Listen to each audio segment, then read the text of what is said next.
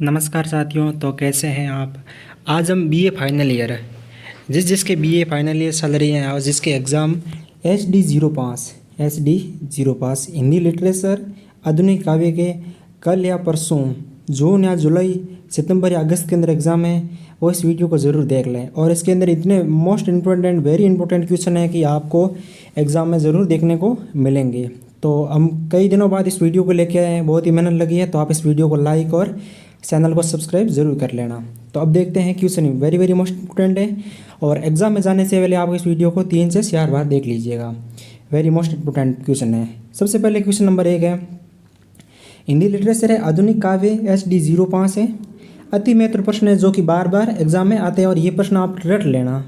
मैंने question highlight कर रखा है यहाँ पे, यह प्रश्न रट लेना। ये सबसे पहले खंड अ देखेंगे, अति लघु उत्तरीय प्रश्न वाले। खंड अ के अंदर अति लघु उत्तरीय प्रश्न वाले देखेंगे। प्रत्येक प्रश्न का उत्तर आपको एग्जाम के अंदर ये देखने को जरूर मिलता है कि प्रत्येक प्रश्न का उत्तर जो सेक्शन ए होता है उसके अंदर 30 शब्दों में लिखना होता है। कितने शब्दों में लिखना होता है? 30 शब्दों के अंदर। तो क्वेश्चन हम 1 नंबर देखते हैं। आपको बहुत मेहनत लगी है इसको वीडियो को बनाने में और जो एडिटिंग है जो अच्छी है, और आपको क्वेश्चन भी एकदम हाई क्वालिटी के अच्छे से क्वेश्चन देखने को मिलेंगे जो आपको एग्जाम में आते हैं हर बार। क्वेश्चन नंबर 1 देखते हैं, सायवाद युग का दूसरा नाम क्या था? सायवाद युग। क्वेश्चन नंबर 1 है, सायवाद युग का दूसरा नाम क्या था? दूसरा नाम क्या दिया गया था? तो सायवाद युग को आत्मानुभूति का युग या रहस्यवाद का युग भी कहा जाता है। कैसा युग कहा जाता है? सायवाद युग को आत्मानुभूति का युग है, रहस्यवाद का युग भी कहा जाता है। आंतरिक अनुभूति और आंतरिक अनुभूति, कौन सी अनुभूति? आंतरिक अनुभूति और भावुकता को भी व्यक्त करता है। अब देखते हैं क्वेश्चन नंबर 2 में क्या, कविता और कविता। आपके अंदर एक टॉपिक लगता है BA थर्ड ईयर के अंदर हिंदी के अंदर, हिंदी लिटरेचर, उसके अंदर कविता।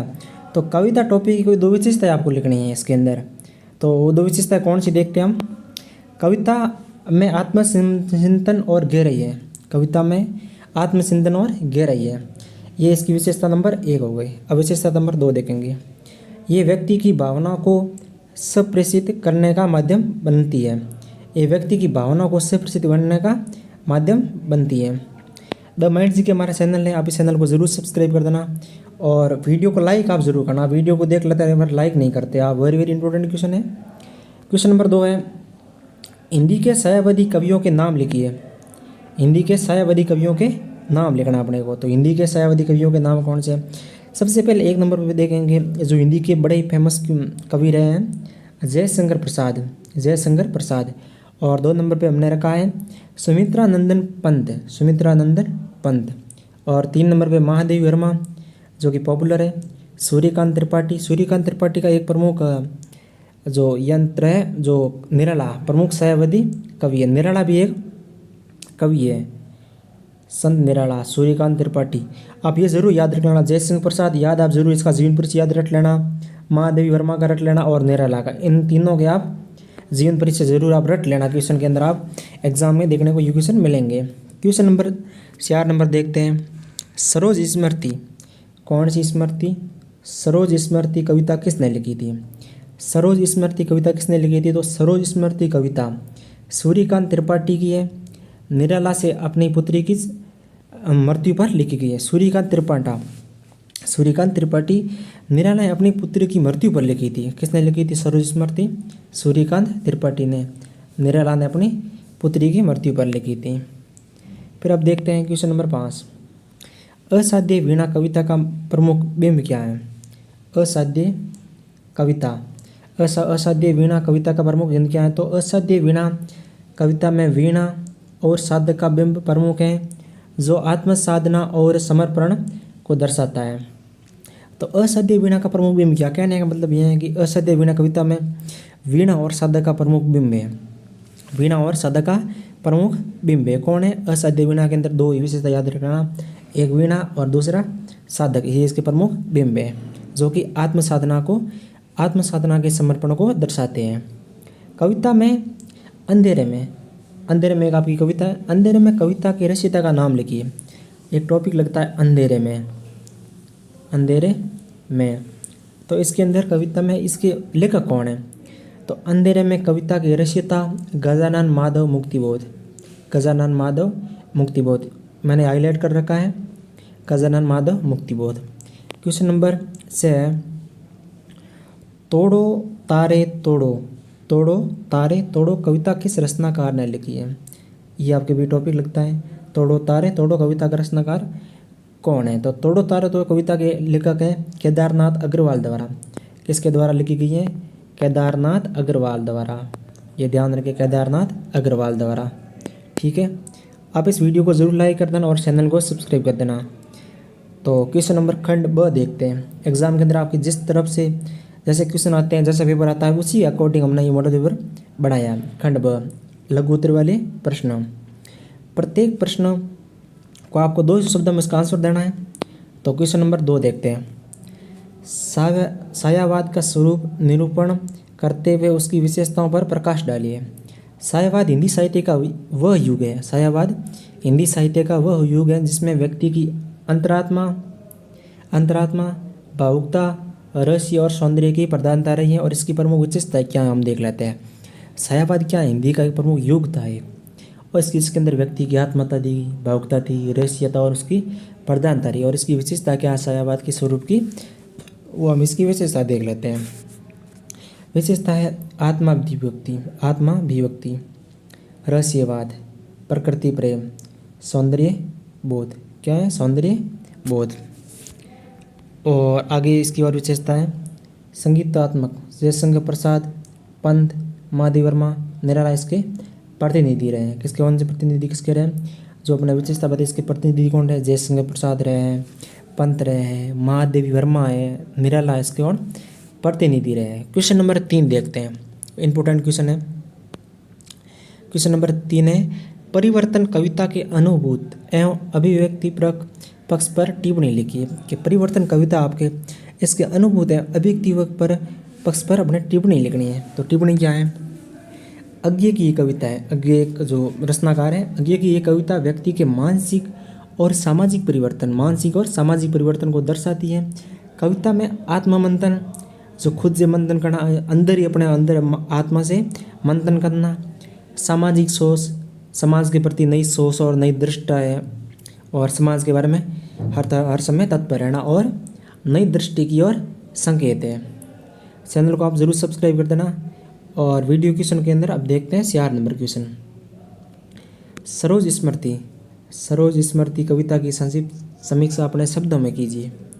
200 शब्दों में आपको आंसर देना है इसका। तो क्वेश्चन नंबर इसका आंसर हो जाएगा निराला द्वारा रचित। सरोज स्मृति किसने लिखी थी? निराला द्वारा रचित ये कविता उनकी पुत्री सरोज की मृत्यु पर आधारित है। इसमें व्यक्तिगत शौक के साथ साथ समाज की रूढ़ियों और विषमताओं की आलोचना की गई है। मैं आपको डिटेल के अंदर एक सीधी सी बात बता लेता हूँ कि अगर क्वेश्चन आया इतना कि सरोज स्मृति किसने लिखी, तो सरोज स्मृति लिखी थी निराला ने।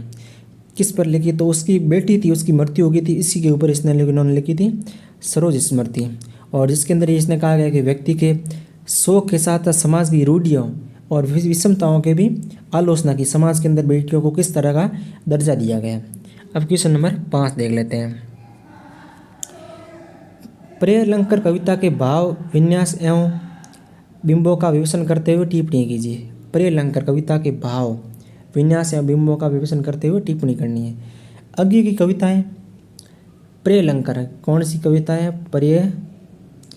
प्रियलंकर में पुरानी व्यवस्थाओं के विनाश और नई संरचनात्मक व्यक्ति की बात है। इसके अंदर अग्नि, तूफान, विस्फोट जैसे बिंबों का उपयोग है। अब क्वेश्चन नंबर हम देखते हैं 6 नंबर क्वेश्चन। 6 नंबर क्वेश्चन में क्या है?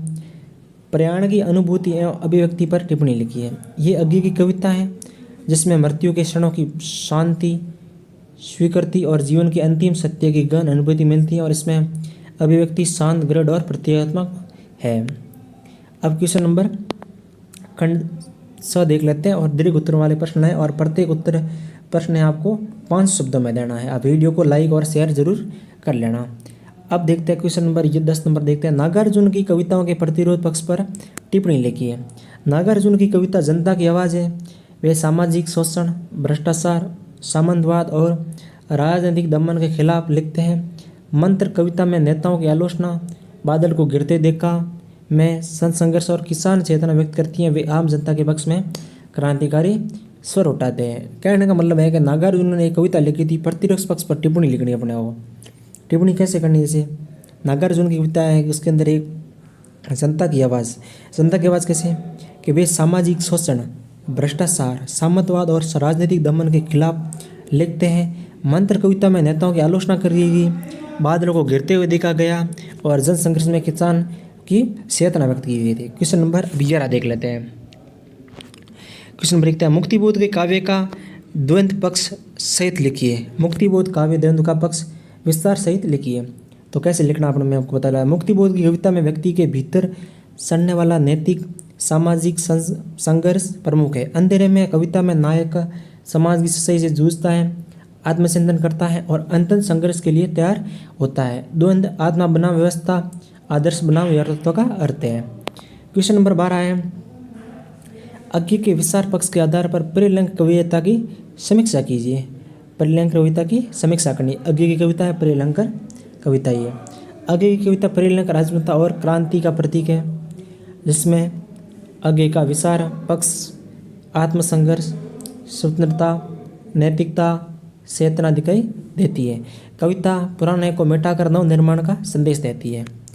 और क्वेश्चन नंबर 13 है, अंधेरे में कविता के अनुभूत एवं व्यक्तिगत परक पक्ष पर विस्तार सहित विवेचना करना। अंधेरा क्या है? अंधेरे में कविता, ये कविता आपके अंदर एक टॉपिक मैंने आपको भी पहले बताया था, अंधेरा। ये कविता आधुनिक जीवन की विंड बनाओ, आंतरिक संघर्ष और सामाजिक व्यर्थ की अभिव्यक्ति है। मुक्तिबोध की अनुभूति, आत्ममंथन, बेचैनी, नैतिक ऊहापोह अभिव्यक्त करती है। प्रतीकों, बिंबों और जटिल भाषा में यह कविता मध्यवर्गीय बौद्धिक की दुविधा को उजागर करती है। क्वेश्चन नंबर 13 नंबर दोबारा देख लेते हैं, इंपोर्टेंट क्वेश्चन है कि अंधेरे में कविता की अनुभूति एवं अभिव्यक्ति पक्ष का विस्तार सहित अपने को विवेचना करनी है। तो क्या है कि ये कविता आधुनिक जीवन की विंड बनाओ, आंतरिक संघर्ष और सामाजिक यथार्थ की अभिव्यक्ति है। मुक्तिबोध की अनुभूति, आत्ममंथन, बेचैनी, नैतिक ऊहापोह अभिव्यक्त करती है। प्रतीकों, बिंबों और जटिल भाषा में ये कविता मध्यवर्गीय बौद्धिक की दुविधा को उजागर करती है। तो अब देख लेते हैं थोड़ी बहुत इंपॉर्टेंट बात देख लेते हैं। क्लास अच्छी लगी हो तो आप चैनल को ज़रूर सब्सक्राइब कर लेना और वीडियो को लाइक ज़रूर कर लेना। द माइंड जीके हमारा चैनल है, आप चैनल को ज़रूर ज्वाइन कर लेना। और जिसके जितने भी मॉडल पेपर हम कल परसों सारे के सारे मॉडल पेपर लेके आएंगे, और वो भी क्वेश्चन ऐसे लेके आएंगे आपको जो एग्ज़ाम के अंदर पूछे गए हैं, PYQ के आधार पर लेके आएंगे। जो मैंने आज ये पेपर लेके आया, ये 2024 के अंदर जून जुलाई के अंदर पूछा गया था पेपर, ये सारा का सारा क्वेश्चन। तो मैंने वहीं से क्वेश्चन हटाए और यहाँ से मैं आपके मैंने प्रस्तुत किया। तो मिलते हैं अगले वीडियो में, तब तक के लिए धन्यवाद। जय हिंद, जय भारत।